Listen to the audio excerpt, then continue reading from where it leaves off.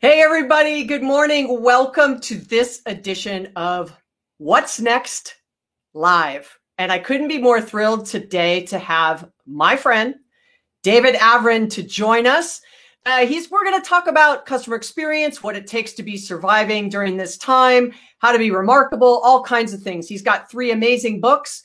I've always watched his work. And so when I was looking for who do I want to have come talk to me, David was right at the top of the list. So I'm going to welcome him now. And hey, coincidentally, David, I'm here and I'm available. You are here. We are doing this, and welcome to What's Next Live. Thank you. And it is all What's Next. Everything. It is. Evidenced by this conversation and how we're doing it. Absolutely. Well, for those that are watching, listening, wherever they are and whatever platform, why don't you tell them a little bit about who David Avrin is? Sure. I always hesitate to say speaker first because everybody talks, but it's what do you talk about? I spent a career in marketing and branding with an agency and others as well. And then I made this wonderful switch to speaking, which is really just teaching audiences, teaching organizations what I know. And that led into a lot of consulting and everything else. And over the years, as you can see up above the screen here, several books. But what's really been fascinating about how everything has shifted and changed, and as we all have, is that I came to this recognition that what we say about ourselves, while important, is far less meaningful today than what other people say about us with social proof and social media and Yelp and TripAdvisor and Rotten Tomatoes and Glassdoor and everything else. And so I've made this really remarkable and fun shift in recent years to talking about customer experience as a more meaningful competitive advantage. So what I do now is I write books and I consult and I lead sessions and I travel and speak, helping organizations become remarkably easy to do business with. Yeah, and I think what's great about that comment is, customer experience for many years now has sort of been touted as the next battleground. Right. And I would say that one of the top questions I get now is, if customer experience was sort of top of the list before the pandemic, what has happened to it while we're in the middle of it, and how has that shifted? What have you seen? Well, I think in many ways, what it has done, it's accelerated what has long been prognosticated. I think what's happening today, not in terms of necessarily our social distancing, but what we've learned during this time about how we can do business differently is I think what many of us anticipated would be happening 10 years from now. But it's happening today. And I saw a very clever meme that somebody put online that showed 4 pictures from the Jetsons, for those of us old enough to remember the Jetsons in the late 60s, early 70s. But all these things that were crazy futuristic things, like they were doing fitness classes on a TV monitor, and Elroy was going to class, but his teacher was on a monitor, and we were on video phones. It's not future, it's today. And in many cases, it's not a pivot. Everybody's talking about pivoting. It's adopting technologies that have been available and that many are just catching up. So I think the pandemic in many ways has accelerated what's been predicted for a long time, but it started 12, 13 years ago with the iPhone. We've seen a lot of those things about all the things that we used to have. You ask a millennial what time it is, and they don't look at their watch. No. They look at their phone, right? But then again, we all do. And so there's a lot of things that are sort of pushed on millennials or Gen Z or whatever. It's everybody. One of the things I say when I'm talking to groups and audiences, I say, listen, don't blame them. We're all impatient. We're all demanding. I could go into anybody watching this right now. I could go into your house, walk past you, walk into your kitchen and look at your microwave oven. And I guarantee you it's at like 1 or 2 seconds, right? Because you couldn't wait. That lasts like 5, 4. Oh, you're done. Just, it's everybody.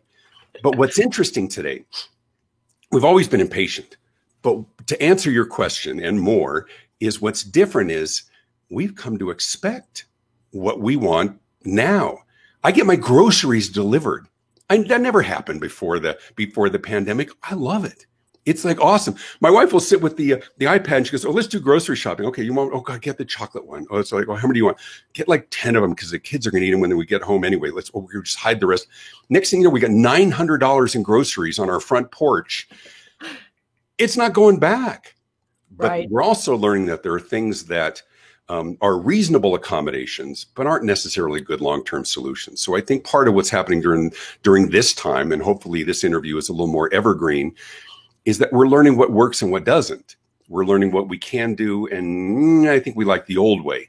Right. Sometimes we don't have that option and sometimes we do. But customer experience is that differentiator today. And don't confuse it with customer service, right? Customer service, and I don't talk about that. I mean, I think we get it. You kind of do or you don't. The experience is different. It's what's it like to do business with you? How easy are you to get a hold of? Because there's this sort of new realm of access and expediency and answers and what can we get now? And people will pay more to get something tomorrow as opposed to waiting 3 days. I do a lot of work with financial institutions, banks and others.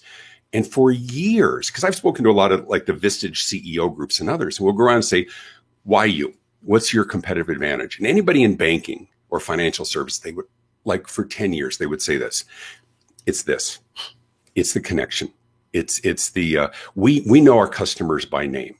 Okay, got it. So what happens when 95% of our transactions are now on our cell phone? Right? I go speak at a gig when I'm traveling. They give me a check. I sign the back. I take a picture of it in the back of the Uber. I deposit it. Not one part of that whole transaction involves somebody saying, "So, we got any plans for the weekend?" Right? Which is what everybody says, that bank script. Banks are scrambling to figure out where the real advantage is when there's things we can do online. Now, there's others where we don't want to do things for ourselves. And so it's kind of interesting as we navigate those companies that kind of push us to do it ourselves, the other ones that give us opportunities. And it's all different. And it's why I get to make a living. Right. Well, I mean, you said so much there, right? I think there's a couple of things. I think from an experience standpoint, there are industries that were known for experience, and we sort of always used those, hospitality, whether it was a Nordstrom's or a Zappos. Sure. There were brands that were known for experience. And now that you really have to lean into this experience being digital and in some ways remote and virtually, even in a conversation like this, like, right. I, like you, travel a lot. I gave 100 keynotes last year and flew 375,000 miles. And I probably will do 100 keynotes between the time I've been locked up already, because now I'm doing 3 a day instead of 1 every 3 days. Right. Yep. And so the volume is up, but it takes a lot to deliver these experiences that make people want to come back. Right. Because it isn't like, wow, I've got you once and now I don't care about you. And so the one thing I feel like this year, and I'd love to hear your response to this, is I feel like this is the year of the customer and not necessarily the prospect, right? Taking care of the existing base of customers you have versus constantly focusing on chasing on the new shiny thing, especially for brands. What's your reaction to that? Well, I agree 100%, but I wish that industry got that, because here's the tug. Is one, we all know that it costs far less to retain a customer than to get a new one. Yet, customer organizations spend far less on retention as they do on acquisition. So all the money goes to the sales department and they try to offload the customer service. Now it's AI, it's chatbots, and bot, of course, stands for robot. It is FAQs. It's all of these ways. As I travel the world, and not as many miles, but quite a few, it's seen differently. So I was in Bogota, Colombia at a customer experience conference. For them, customer service is about outsourcing, what they call BPOs, business process organizations. So it's call centers. So their trade show was headsets and cubicles and artificial intelligence. I launched my book in Mumbai and Delhi, India in December. Same thing. For them, customer service is how quickly can we get them off the phone? How well can we craft the script? How much can we push them to chat features, to FAQs? And it flies in the face of what we know. Now, I'm not so naive as to think that there isn't going to be a role, and then there isn't some measure of inevitability about technology, but as an option. But when you go to a website, and everybody watching or listening, you've been there, you go to a website and you have a question just a simple question. You can't find a freaking phone number. There is no phone number. Tiffany, they made a conscious decision. We will not let our customers call us. Those pesky customers who take us off task. What's your task?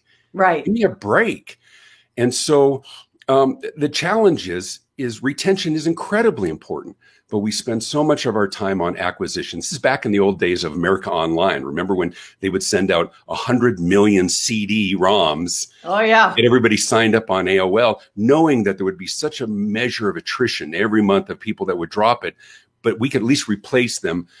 Come on. This is the time. And I think history will record this as a time of remarkable innovation. And the best innovation is about helping our customers, being really easy to do business with for our customers.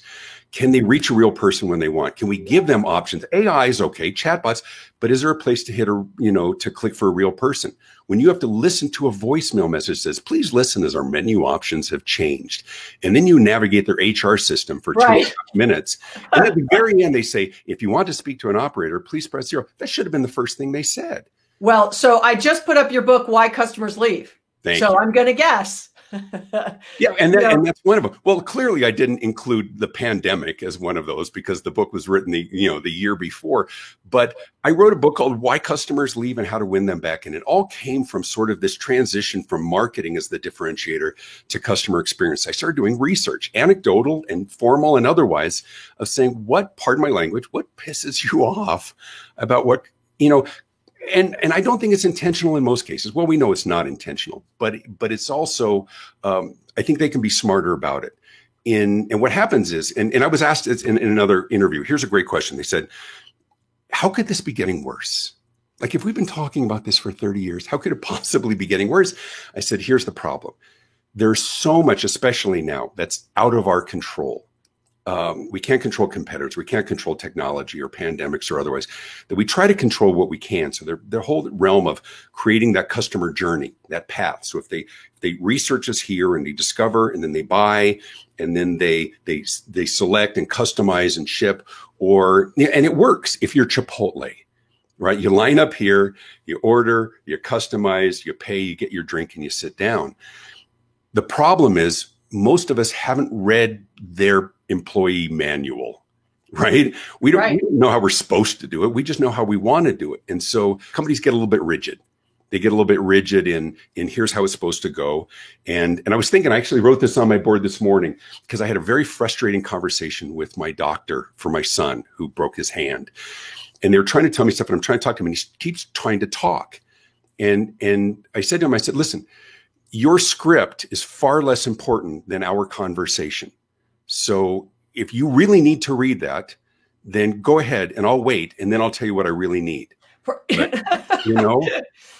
we train. Well, but I think that digs right into one of the things that while things have not gotten better over the last 30 years, they have in some ways, right? I think what the pandemic has done is it's exposed the lack of operational and cultural shifts that needed to follow the capabilities of technology. Agreed. I think it's also exposed the inherent lack of flexibility in terms of business models and conversations and buying processes.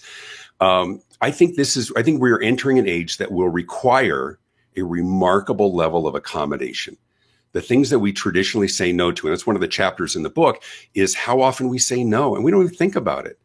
Sometimes it's no, sorry, we don't do overnight delivery. Well, or why not? Right. Or I'll give you an example. So a young woman's with her girlfriends. They're having lunch at a restaurant. She says, I'll take a chicken Caesar salad. Can I get shrimp instead of chicken? Oh, sorry, no menu substitutions. Why? Do you know why? Because the cook doesn't want to do it. Well, and you know who doesn't care? Nobody cares.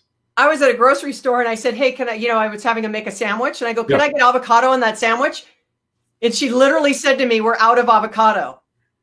And I went, aren't we in a grocery store?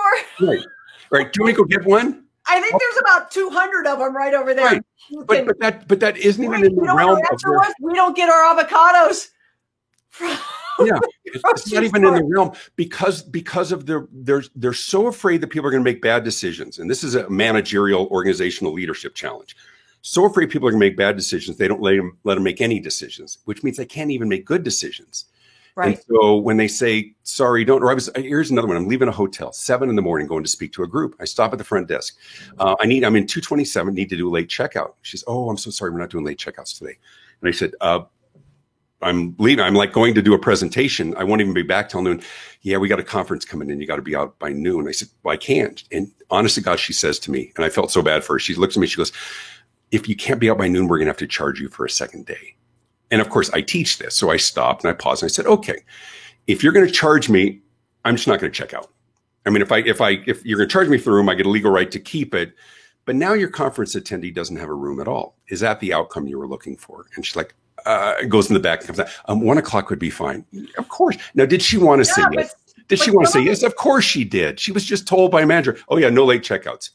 Well, some of it is they're just not empowered to do it. It's right? Exactly right. It's 100% why. Yeah. All right. So let's go to your next one. It's not who knows you, or it's not what you know. It's who knows you, right? It's not who you know. It's who knows you. And it's a twist on a well-worn phrase. Everybody says in business, it's all about who you know. No, it isn't. It's about who knows you. And so it's about visibility. It's about widespread visibility. So as I talk, my marketing aspect of what I do is the last thing you want to be is the best kept secret, right? You know, when people say, listen, our reputation speaks for itself. And I say, listen, that's lazy. Now your reputation, incredibly important. You got to speak for yourself. You know, I mean, the people say, you know, we're the best kept secret. Unless you're a defense contractor, that's not a good thing. And so we have to do a little creative boasting today. Got to find out what makes us different and special. And we got to make sure everybody knows about it. The good news is there are more vehicles and venues to promote. Look what we're doing right now than ever. The bad news is everybody's got their own channel. Everybody's got their own something. You know, it's sort of like I got a guy or I got a gal, right? Yeah. It's like, who knows you? Like I'm looking for someone to help me with a business problem or a challenge that my company's facing, or I need some help or guidance. It's like, I know someone who can help you. And it is the sort of the power of your network. But it's also, will your network advocate for you when you're not necessarily there? Just because they know you doesn't mean they'll advocate for you. So I'm guessing that that's part of this on who knows you. But it's a huge part of it. And that's why I think today, and I made the assertion that customer experience is a more meaningful differentiator than traditional marketing. And it's all interrelated. Now, what I hear is a lot of people saying, you know, talk about creating wow moments. I don't know that most business models lend themselves to wow moments. If you're selling an electronic component to a electronics manufacturer, there's not a lot of wow moments. But as I said, being easy to do business with, looking at every point along your customer's journey and looking for points of friction, looking for points of delay. Was it designed to make life easier for the company or to make life great for their customer? And so when we talk about generating those advocates, as you were talking about, how do we get people to talk about us? We got to give them something to talk about. You know, I know you interviewed Seth Godin, you know, and he talks about the whole purple cow, right? Being remarkable, being worthy of being remarked about. Today, competency, being good at what you do is the entry fee. It's not a differentiator. People say, you know, at the end of the day, it's about the people. And I say, don't those people bear a striking resemblance to the people that work for your competitors? Stop pretending that your people are better and care more. Give us something that means something to us. Or for us, at the end of the day, it's about quality. No, it isn't. The beginning of the day, it's about quality. That's the entry fee. The end of the day, it's about competitive advantage. Don't tell me what you do well. Tell me what you do better than others who do it well. That's what drives those comments online. Well, I think it's not only tell me, it's show me. Yeah. Show me is much better than tell me, right? I mean, at the end of it, you could be like, we are the best at, you know, and then you just don't, that's not what you deliver. Sure. Right. But how do you do it at every level? How do you get everybody in the organization on the same page, that we all have clarity? This is what makes us special. Right. This is how we're going to deliver it every time so we can get known for it. And that's the work that I do when I go and work with organizations around the world, is help them be clear on eliminating those points of friction, what makes them different, understanding their customers better, their changing customer, which is really what it's about today, and their changing expectations so that we can drive those positive reviews and that social proof. Well, so we got one more book, Visibility Marketing. So now we've taken it through like delivering these compelling solutions, make sure that people know who you are and advocate for you. And the third one is sort of this visibility, like raising the visibility so people even know who you are. So what were the key messages there? Yeah, the key message is to avoid doing what everybody else does that causes you to be thrown into that commodity bucket. When we boast our quality and commitment and caring and trust in people, then we sound just like everybody else. If you have a business in food service at any point along that supply chain, and you talk about, so we start with the freshest ingredients. You're serving me food. Is there an alternative? The problem is it's not special. So the answer, the short answer to your question is, look at what's standard for the industry. That's competency. Tell me what you do differently. Tell me what makes you special. And then, of course, there's all these wonderful channels for promoting. Advocates who will promote for you and become ambassadors, the promotions you can do online, otherwise in person. The biggest mistake made is that they promote their competency, which what everybody else does. The ones who do it well promote something special and different and preferable to the customer. Well, awesome. David Avrin, it's so great to have you with me. And before we go, like I see that you have right behind you. I do. Oh my gosh, we are aligned. Look at us with the superhero of the notorious RBG, Ruth Bader Ginsburg. She is a hero. I am a father of 2 daughters and a stepdaughter, and just grateful for the opportunities that they have to do great things, and because of heroes like Ruth Bader Ginsburg. Yes, I saw her back there, and I went, "We are kindred." We talk about customer experience, and we got RBG on our desk. So, with that, thank you so much for spending time with us. I'm Tiffany Goldar, What's Next Live, and we'll catch you the next time. Thanks, David. Thanks.